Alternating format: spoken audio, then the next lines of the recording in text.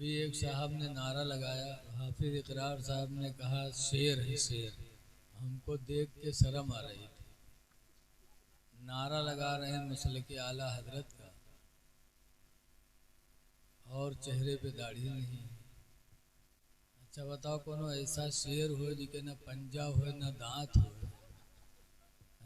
उसका कोई शेर के ही। आशिके आला हजरत के चेहरे पे दाढ़ी होती। जो आला हजरत का आशिक होगा, आशिक रसूल होगा, उसके चेहरे पे दाढ़ी होगी। बगैर दाढ़ी के आशिक रसूल कैसे भाई?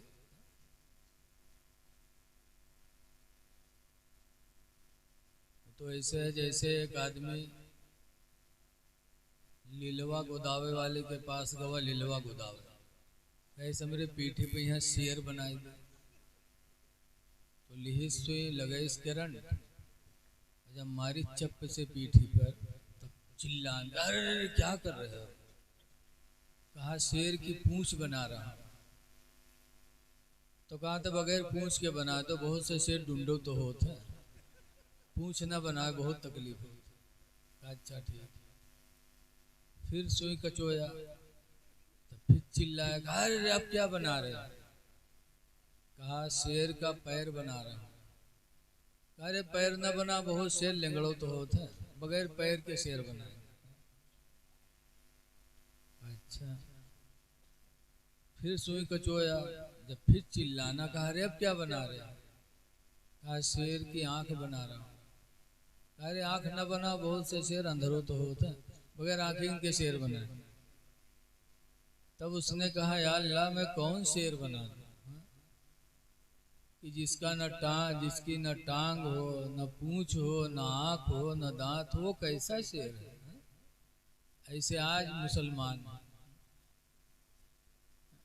जब इस तरह का कोई आदमी खड़े होकर मसलके आला हजरत का नारा लगाता है तो बदमज़हब देख के हंसते हैं कि देखो ये है मसलके आला हजरत वाले, जिनके न चेहरे से पहचान न लिबास से पहचान।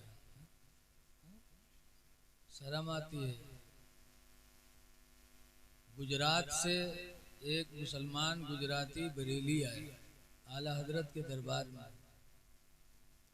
कहा हुजूर वजीफा बता दो, मेरा कारोबार नहीं चल रहा है। और चेहरे पे दाढ़ी नहीं थी उसकी।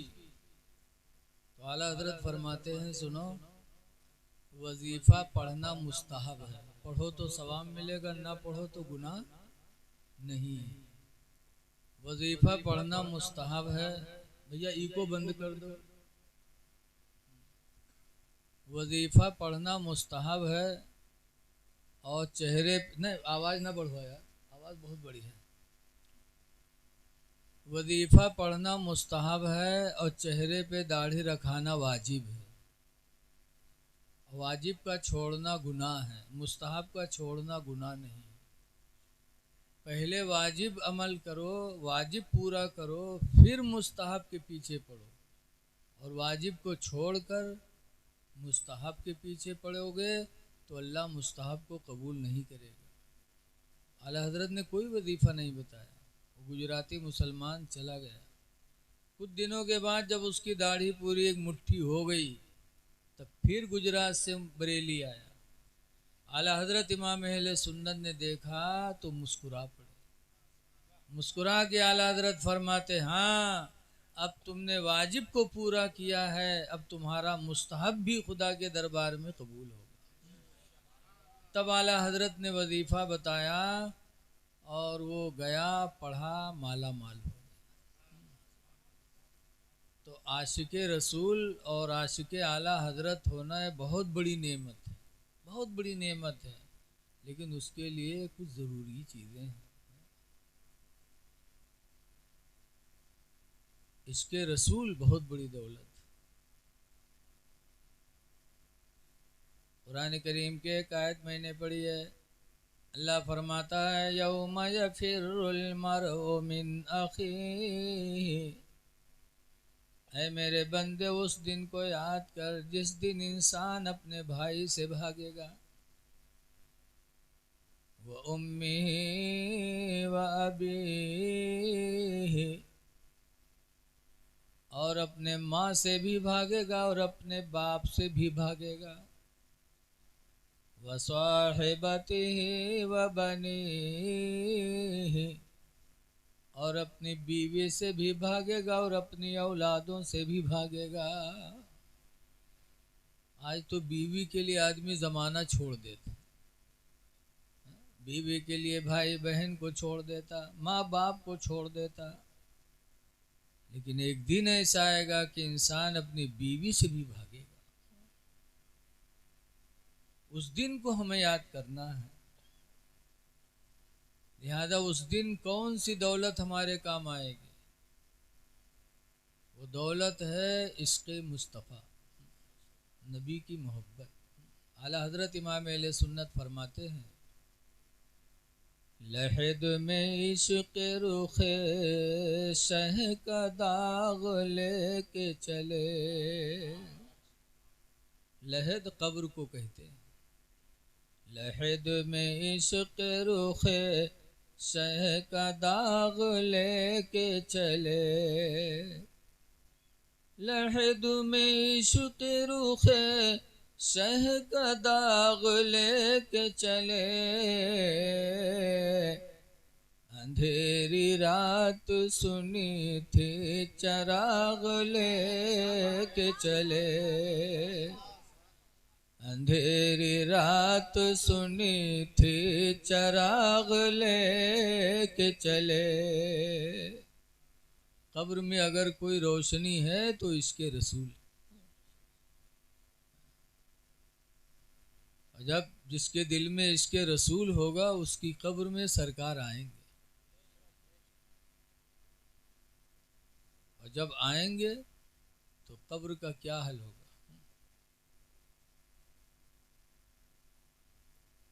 हश्र तक लहराएंगे,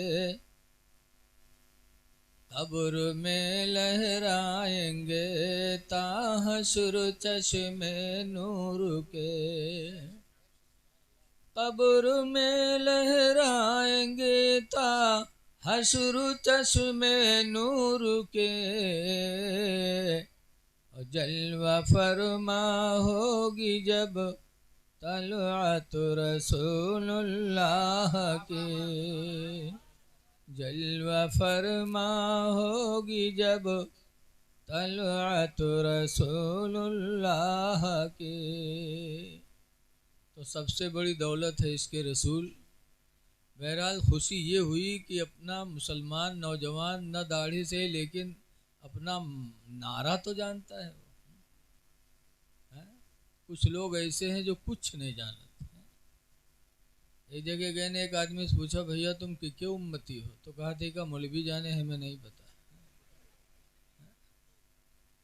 तो हम बैठे थे अफसोस में, दूसरा आदमी चाय लेके आवा। हम कहा अफसोस मत देखिए, क्या बात हजरत चाय पियो? हमने कहा यार कैसा आदमी है यार। मैंने पूछा किसके उम्मती हो? तो कहता मौलवी जाने। कहने रे वो जाहिल हो के पीछे काहे पड़े हो, चाय पियो।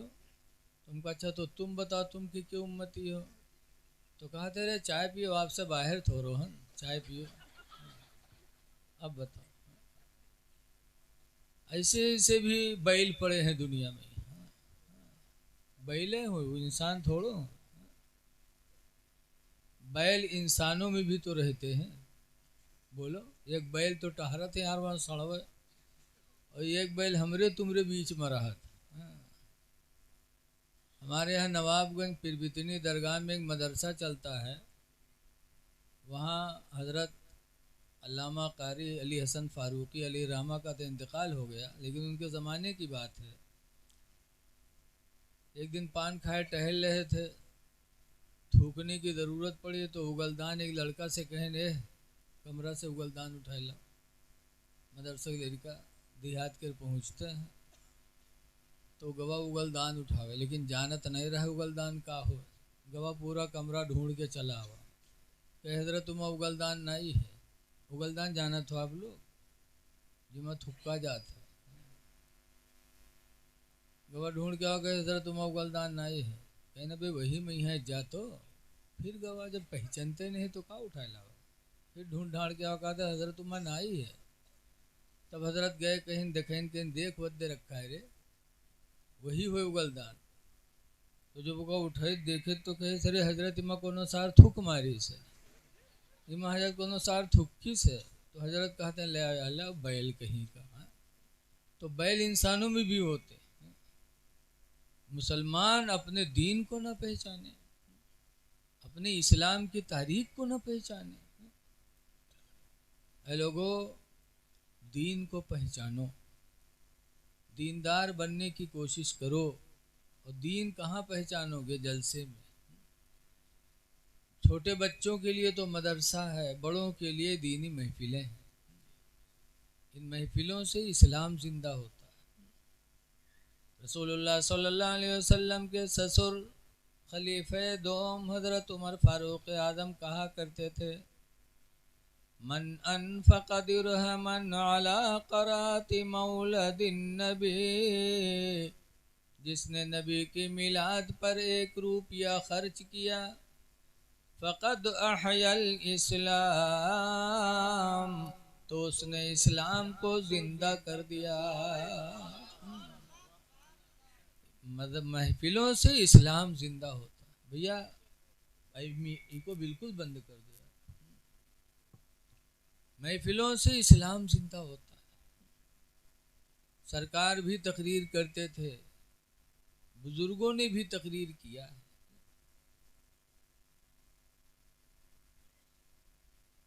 हजरत बाबा फरीदुद्दीन गंजे शकर भी तकरीर कर रहे थे। एक दिन तकरीर कर रहे थे तो इनके मुरीद लोग आए, कहें बाबा बड़ी मुसीबत के दिन है, बच्चे भूखों मर रहे हैं, दुआ कर दो। पहले ज़माने में यहाँ मुरीद पीर से मदद ले जाते रहे, और अब पीर साहेब मुरीद से मदद ले आवत। जहाँ खाना घटा बचल दिन मुरीदन मदौरा करे। उनका मकसद मुरीद की इस्लाह नहीं है, उनका मकसद है मुरीद से माल हासिल करना। लेकिन एक ज़माना था, आज भी अल्हम्दुलिल्लाह अल्लाह वाले हैं हमारी जमात में बहुत से। तो बाबा फरीदुद्दीन तकरीर कर रहे थे, लोग आए, कहने लगे बाबा फरीद हम सब आपके मुरीद, बच्चे भूखों मर रहे हैं। तो बाबा फरीद ने कहा जाओ मिट्टी का ढीला ले आओ। मिट्टी का ढीला लेके आया, बाबा फरीद रखीन, अव्वल आखिर दरूद शरीफ पढ़ा, 3 मरतबा कुल हुवल्लाह पढ़ के फूंक छोड़ा तो मिट्टी का ढीला सोना हो गया। मुरीदों को दिया, कहा जाओ बेचो, अपनी ज़रूरत पूरी करो। मुरीद लोग गए, बेचा, माला माल हुई गए। उस जलसा में बहुत लोग बैठे रहे। एक आदमी देखे तो कहे अरे ये तो सोना बनाना ये तो बहुत आसान है, आज पता चला है हो। अव्वल आखिर दरूद पढ़ो, 3 मरतबा कुल हुवल्लाह पढ़ो, फूंक छोड़ो, सोना तैयार। तो बहुत आसान है। वह उठा जलसा से, गवार आत्मा अपनी बीवी से कहा उठ रे उठ, जा ढीला लेके आओ। तो चौकी कही 12 बजे ढीला का करियो, कहीं जल्दी कर, बाद में पता नहीं बने न बने रे। तो और घबरान कहिस का कुछ बताइए। कहने रे बाबा फरीद के यहाँ बैठा था, उन्होंने मिट्टी के ढीले पे अव्वल आखिर दरूद शरीफ पढ़ा, 3 मरतबा कुल हुवल्लाह पढ़ा, फूंक छोड़ा तो मिट्टी का ढीला सोना बन गया। जल्दी कर, अभी ताज़ा ताज़ा मामला है, बाद में पता नहीं बने न बने रे। तब वो रतिया के रात में यहाँ खेते में यहाँ ढीला के बजाय बहुत बड़ा चिप्पा उठे, हापत कापड़ ला के रखे। मर्दवा देखे तो कहे सारे तुझे हम ढीला कह रहे तो पूरा चिप्पे उठाए ले रे। कहे सरे जल्दी करो, बने तो चिप्पा चिहार बने, ढीला कहे बने। तो बहुत सोचे हाँ यार पढ़े वत्ते ही परी, अगर कोई चिप्पा बन गया तो और मामला अच्छा हो जी। तो आँखें बंद के सवाल आँखें दरूद पढ़ी, 3 मरतबा कुल हुवल्लाह पढ़ के फूंक छोड़िस। उसके बाद आँखें खोलिस तो देखिस वो चिप्पा वैसे धरा। तो सोचिस कि हो सकता कोनो गलती हो गई। फिर आँखें बंद के फिर पढ़िस, फिर फूकिस, फिर देखिस, फिर वैसे। पढ़त पढ़त सुबह हो गया, मुँह में फेना आएगा लेकिन चिप्पा नहीं बदला था। तब उठा बाबा फरीद के पास गया, कहने लगा बाबा आपने रात में मिट्टी के ढीले पे अव्वल आखिर दरूद शरीफ पढ़ के 3 मरतबा कुल हुवल्लाह पढ़ के फूंक छोड़ा तो मिट्टी का ढीला सोना बन गया, और मैं पूरी रात पढ़ता रहा, मिट्टी के चिप्पे में कोई फर्क नहीं है। तब बाबा फरीद ने कहा था बेटा जो मैंने पढ़ा वही तुमने भी पढ़ा है, लेकिन बेटा फर्क सिर्फ मेरी और तेरी जबान का है। अल्हम्दुलिल्लाह ज़िंदगी गुजर गई, अपनी ज़बान से मैं कभी गाना नहीं गाया, कभी किसी को गाली नहीं दिया, कभी झूठी कसम नहीं खाया, कभी झूठ नहीं बोला। तो अल्लाह ताला ने मेरी ज़बान में वो असर दे दिया कि मिट्टी को फूंक दो तो अल्लाह ताला सोना बना देता है। बेटा तू भी अपनी ज़बान को इन बातों से बचा ले तो अल्लाह तेरी ज़बान में भी वही असर पैदा फरमाएगा। आजकल कहावत है, हदीस में तो लिखा है कि माँ बाप की दुआ रद्द नहीं होती। आवाज महतारी बाप दुआ मांगत मांगत परेशान हो जाते हो, लड़कवा लोफड़ के लोफड़े रहते क्योंकि रोजी बरकत ही नहीं है। का है आजकल की हमारी माएँ ऐसी हो गई कि उनकी ज़बान इस लायक नहीं रह गई कि उनकी ज़बान की निकली हुई बोलियां अल्लाह कबूल करे। रातों दिन इधर उधर की बकवास। गाना एक शेख याद है, अपने नबी पर दरूद नहीं याद है, अत्तहियात नहीं याद है, और हर जगह में यह ढोल पाए जाए तो पूरी रात गम की। यह सोने के थाला में जौना परोस, सोने के थाला में जौना परोस कत्ती बड़ी झुट्ठी न होती बताओ। सोने के थाला कत्ता बड़ा होता है, थाल अत्ता बड़ा होता है, बताओ सोने के थाल में एक कील हाली नहीं जुहाते सोने के, और थाल में है जौना परोसा था। जौना का है अल्लाह जाने, हम बुढ़ाए के आज तक नहीं जान पाओ।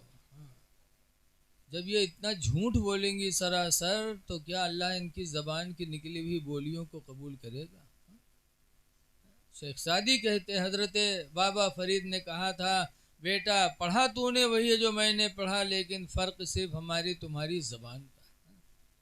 कल की माएँ दुआ कर देती थी तो औलाद फौरन माला माल हो जाता था।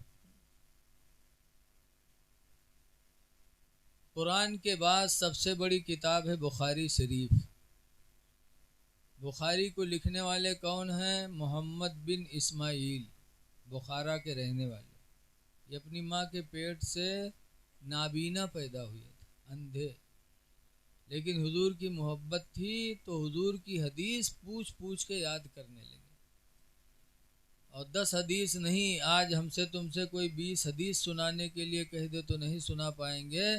और मोहम्मद बिन इस्माइल अंधे होने के बावजूद एक दो नहीं, एक दो हजार नहीं, कई लाख हदीसों के हाफिज हुए थे, कई लाख।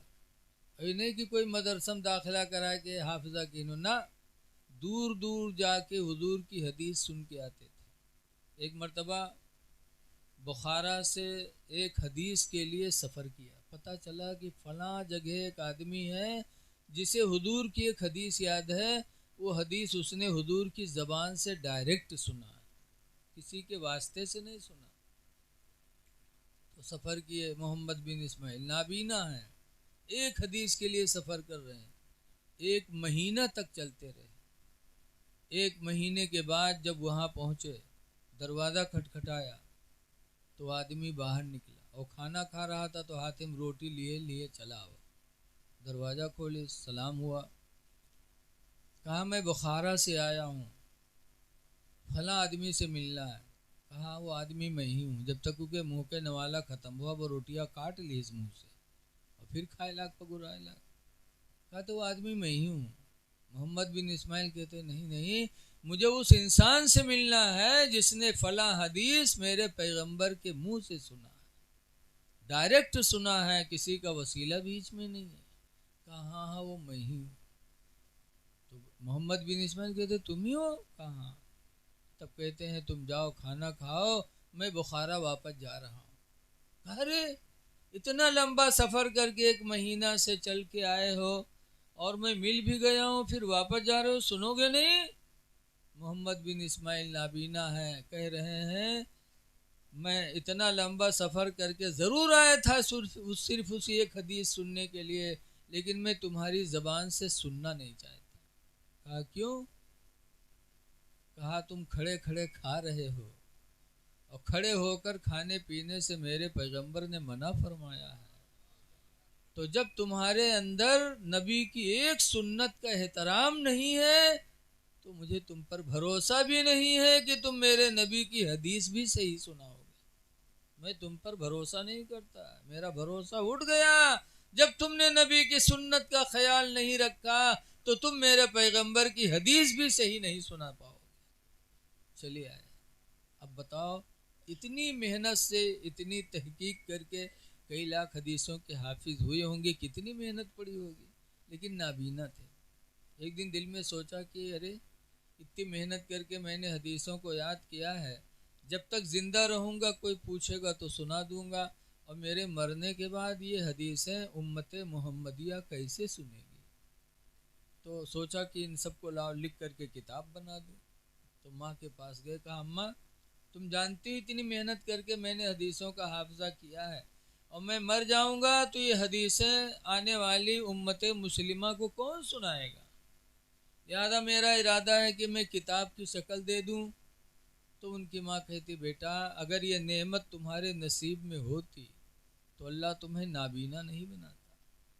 बेटा तुम नाबीना हो, अंधे हो, लिखने के लिए आँख में रोशनी चाहिए, और तुम्हारे आँख में रोशनी नहीं, तुम लिखोगे कैसे, किताब कैसे बनाओगे।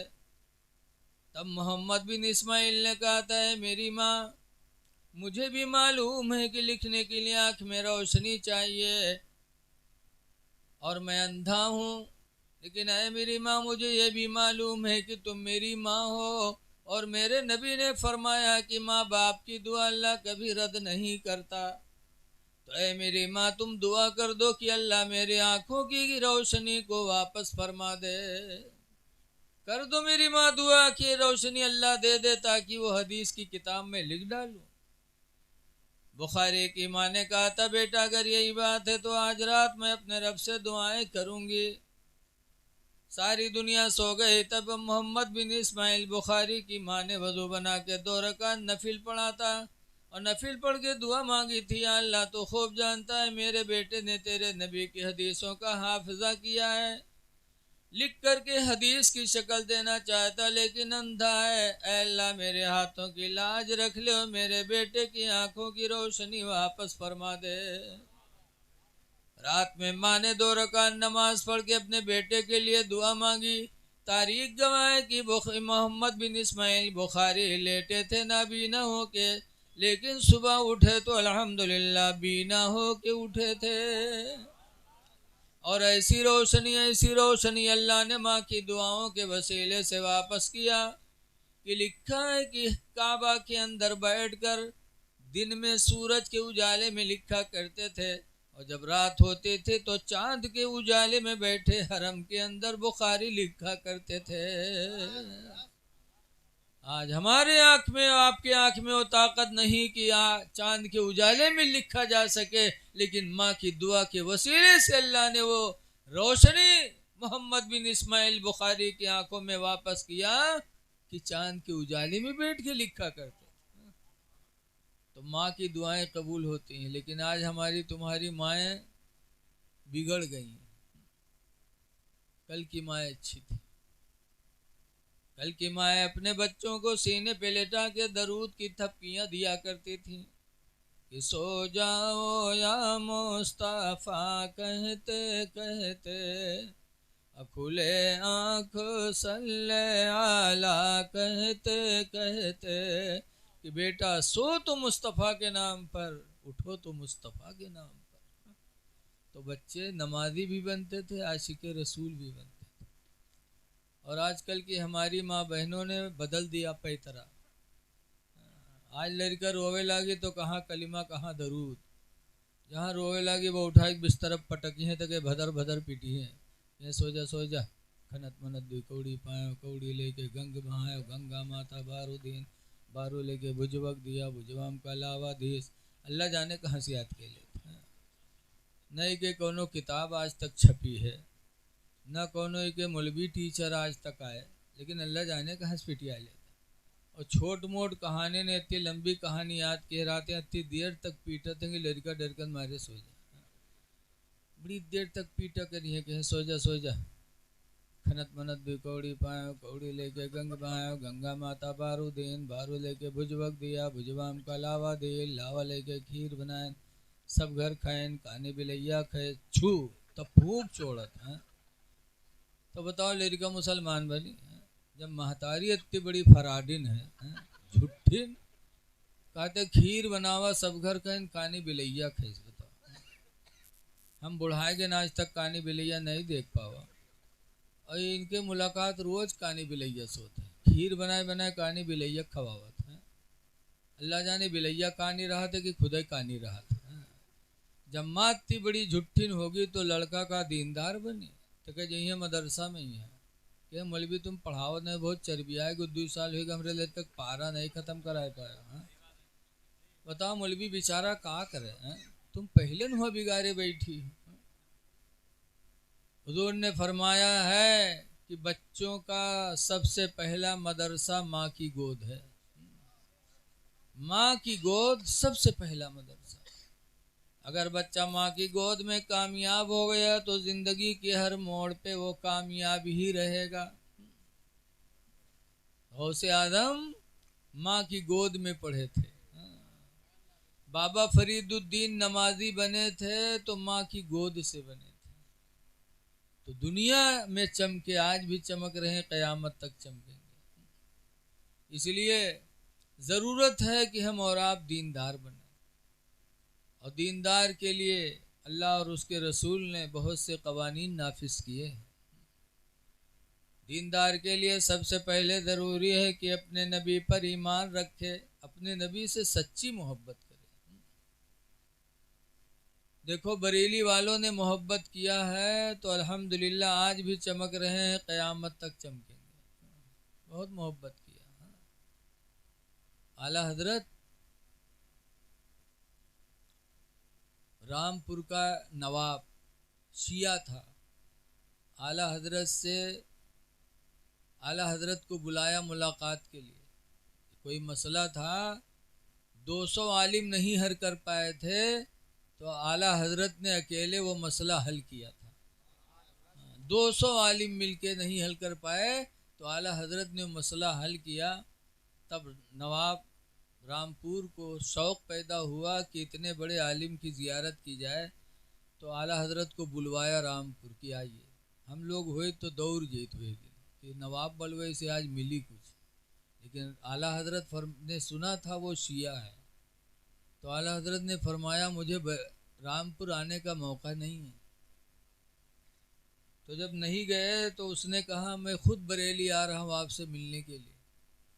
आला हजरत फरमाते हैं कि मुझे इतना भी मौका नहीं कि मैं मुलाकात करूँ। आला हजरत किसी बदमज़हब के चेहरे को देखना भी पसंद नहीं फरमाते थे। कहा मैं इतना मौका नहीं कि मैं आपसे बात कर सकूं। तो आने भी नहीं दिया और गए भी नहीं। यहाँ तक कि मारहरा का उर्स आ गया। और आला हजरत मारहरा से मुरीद हैं, हर मुरीद को अपने पीर के उर्स में जाने की तमन्ना होती है। तो आला हजरत मारहरा तैयारी बना रहे थे, मारहरा जाने के लिए साफा बांध रहे थे। इतने में खबर आई कि रामपुर का नवाब आपको देखने के लिए मारहरा जा रहा है, कि अहमद रज़ा ना हमको आने दिए ना रामपुर आए, तो अपने पीर के उर्स में जाएंगे ज़रूर मारहरा, तो वहीं जाकर हम उनको देख लेंगे कि वो आलिम है कैसा जो 200 आलिम उस मसले का जवाब नहीं दे पाए, बरेली के अहमद रज़ा ने तन्हा जवाब दे दिया। तो उस आलिम को मैं देखना चाहता हूँ। आला हजरत ने जब सुना कि वो मुझे देखने के लिए मारहरा जा रहा है, तो आला हजरत ने साफ़ा उतार दिया, जुब्बा उतार दिया, फरमाया ये तो मंजूर है कि इस साल अपने पीर के उर्स में न जाऊं, लेकिन ये मंजूर नहीं है कि मेरा चेहरा कोई बदमज़हब देख ले। अब आला हजरत नहीं गए। ये था मेरे नबी का, आला हजरत का इश्क़ रसूल। तभी आज दुनिया मर रही है, लेकिन आला हजरत चमकते ही जा रहे हैं। इसीलिए किसी कहने वाले ने कहा है, इश्क़ नबी ने दिल को मेरे दिल बना दिया, इश्क़ नबी ने दिल को मेरे दिल बना दिया, और महशर में मुँह दिखाने के काबिल बना दिया। दीनदार बना।